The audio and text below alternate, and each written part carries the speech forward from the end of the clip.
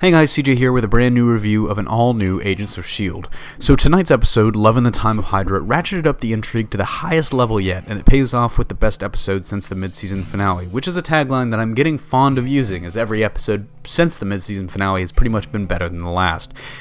It really gets back to the roots of what many of us wanted the show to be in the first place, which is a spy thriller starring the Marvel Universe's most top-secret organization, and it doesn't disappoint in the slightest.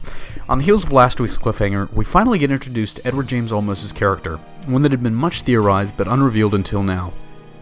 He plays the shadowy Gonzalez, the director of the so-called real S.H.I.E.L.D.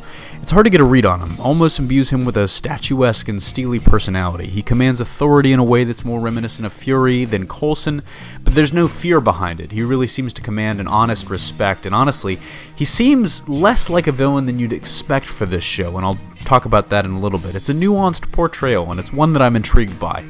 It just goes to show, how far S.H.I.E.L.D. has come on a journey that started with last season's Winter Soldier tie-ins. Nothing's black and white in a world of spies, and these episodes promise to build more on that concept.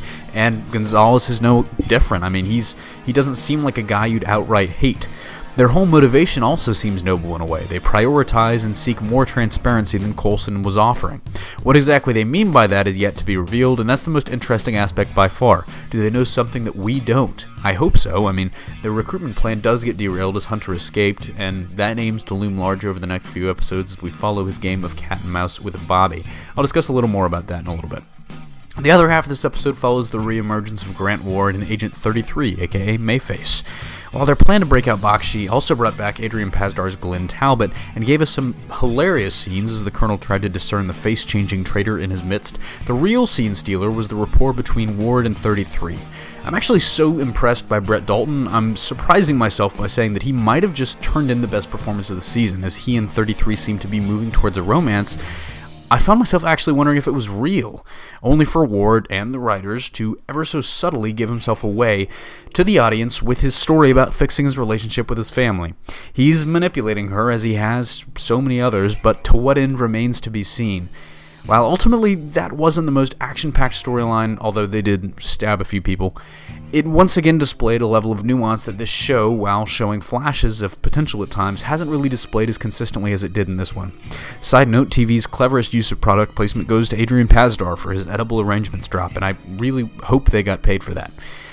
One of the more unfortunate aspects of tonight's S.H.I.E.L.D. spy-centric episode is that any of us that were looking for more Cal Zebo and more Inhumans are ultimately disappointed as we got zero references to that storyline behind how Skye having powers is affecting the team. And if I had to guess, I'd say we probably won't see any of our sci-fi buddies until this S.H.I.E.L.D. situation resolves itself. However, as long as they keep up with this espionage-fueled tension, I won't be complaining. As I mentioned in the beginning of the review, this is what many of us had hoped it would be, and it looks like it's finally coming around. Next episode seems like it'll ratchet up the intensity even more as Gonzalez, Bobby, Mac, and co. put their plan into action.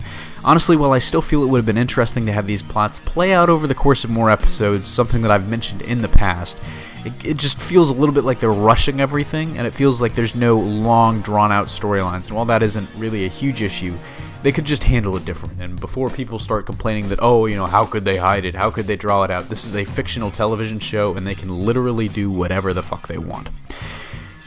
Even though I say that, there's still a part of me that really just hungers to know all about who this quote-unquote real S.H.I.E.L.D. is, so to that end, color me interested. And I'll be back again next week with another review, so stay tuned here at the Hybrid Network for reviews of all the comic book television your heart desires, as well as anything Marvel, DC, and big, so don't forget to like and subscribe. Signing off, this is CJ, and I'll see you next time. Oh, hey! I hope you guys enjoyed what you just saw. I don't know what exactly you just saw, but I hope you guys enjoy it. And if you really did like it, go check out our other stuff. We have social media, Facebook, Twitter. The link should be somewhere here. Also, we have other channels too. We have our movie, video game channel. We have our music channel.